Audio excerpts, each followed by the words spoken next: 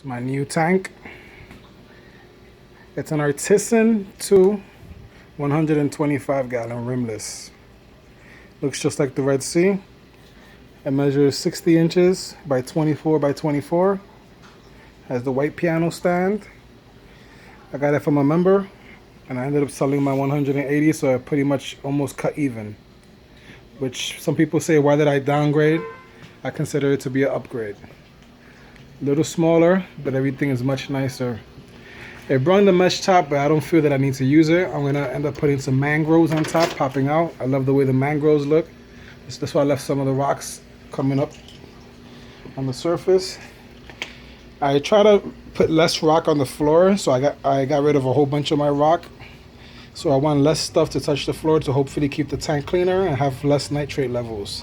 In the other tank, in the 180, I had so many rocks on the floor, and it was kind of hard for me to keep everything clean. The tank is not fully done yet because I haven't really had time to finish it off. The plumbing had broken. I had to call Catlights and order new plumbing, which was freaking horrible because I explained to the guy that everything was in the fish tank already, and the plumbing broke when I was trying to screw it, and they supposedly, from what I read on the threads, they were using some cheap bulkheads that were made from cheap plastic. So everybody in the threads was saying that, you know, you cannot reuse it twice, that after you unscrew it the first time, you're better off just dumping it. I didn't read those threads, so when I tried to put it on at like 2 in the morning, I had a leak, everything broke everywhere. So I had to empty it out about like 4 inches to be under the overflow box.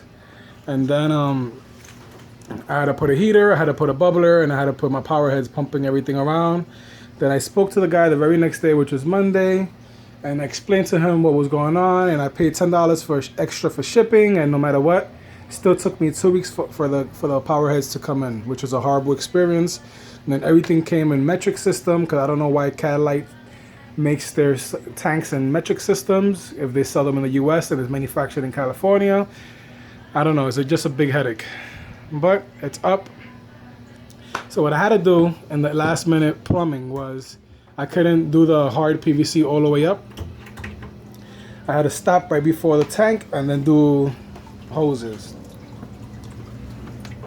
This is supposed to be my power supply just for the lights. Well, I think I also put the power head on it also, but this is supposed to be just for lights. It also has the backup battery. Haven't used this timer, but I'm gonna probably take it out and put it into my 50-gallon. There's the 50-gallon. And then this has 3 filter socks, which I gotta change. They're already very dirty because these are the ones I just set up. Look, you can see they're black. I'm about to change them now. I put nitrate sponges on top of it to help the water go down to the filter socks. It's a little bit dirty. I gotta clean that out. I don't know why it got so dirty, but it's only been running the sump for like about 3-4 days now.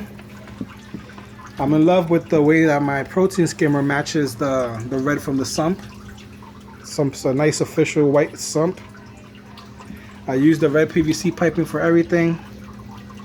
I did have all this here was also red piping, but because of the new bulkhead, I just had to take a tubing and just tie it up there because I couldn't keep on breaking my head. Came out pretty good.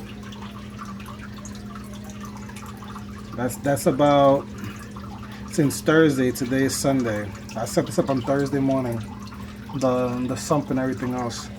So the tank was very dirty. I gotta clean the overflow. I want the overflow to stay looking clean. When I emptied out my last sump, I noticed that I had so much mud and stuff down there that was the reason why all my nitrate levels were going crazy. As to the plumbing, kind of weird plumbing. It has a big 1.5, and then this here is the backup overflow, which is about more or less about a US 1 inch, which is kind of small for a backup overflow, but it's in a metric system, but it's about the same thing.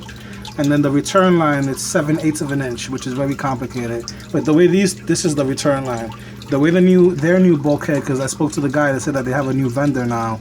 The way that bulkhead works is you just tighten it with your hand. You just go like that. So that was pretty cool.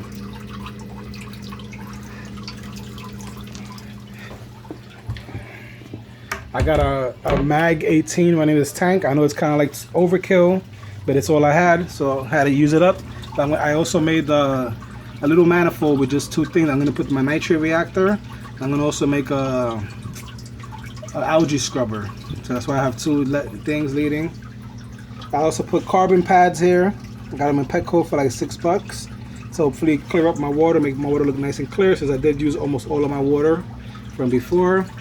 It's gonna be one of the lights that I have for the algae scrubber. I'm gonna also buy a red light from eBay. Haven't put the ATO yet.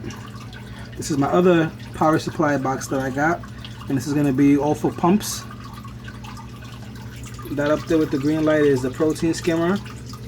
I put this little switch on the return pump because I had a box over here in the front of the other tank. I would just hit all the switches to turn it off. I'm not gonna use it anymore because it looks like old and rusty, so I'm gonna use this stuff now.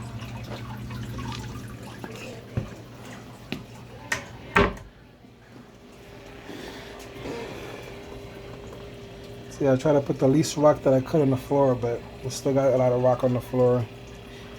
I'm thinking about maybe like once a month or twice a month putting a pump and just pumping everything out. Putting a pump to aim towards the rocks and just pumping everything out. I sold a few corals, I sold a few fish, I reduced a lot. I still got all this rock I'm gonna get rid of that I didn't want to put back into it. I weighed it a few days ago. It was about 80 pounds of live rock I'm trying to get rid of. I don't want to put so much rock. I had about 300 pounds before. I need more color, I know. It's gonna come. I just had to fix all my levels first. I haven't checked my levels yet, but I will be checking them soon.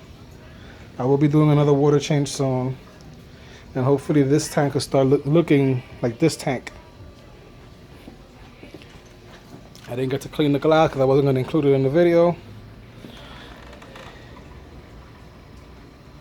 Everything in here flourishes.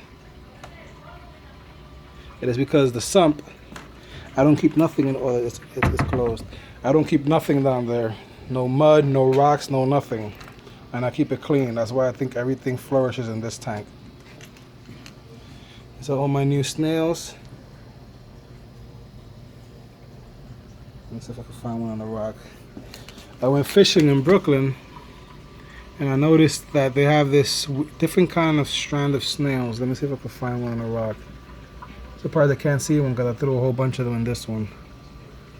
Oh, they're up here. These aren't the regular Orchard Beach snails. These aren't the black snails. These are different snails. And they came out to be free snails, which I love it. Look at my purple nana in the back.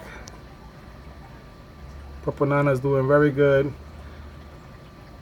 The bird's nest doing very good. Even SPS in this tank does very good. Everything does good in this tank. But I noticed that's because I keep it clean.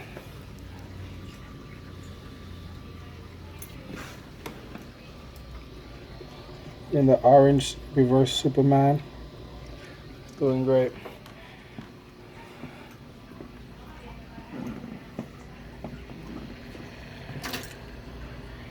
We're YouTube. This is our Naldo Lex out. Oh, one other thing that I'm going to be changing, I think on Tuesday I'm going to trade a guy and get some ATI 60-inch T5 bulbs. I want to go back to T5s on both tanks. Then I'll probably be getting rid of the hydras. Even though I might just keep the hydras as backup, and just in case I get tired of the way the T5s are, because you know T5s don't have the same pop that LEDs have.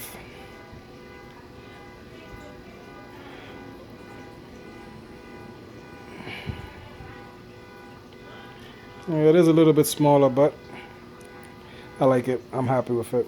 That's all that counts. All right, YouTube, Arnaldo Lex out.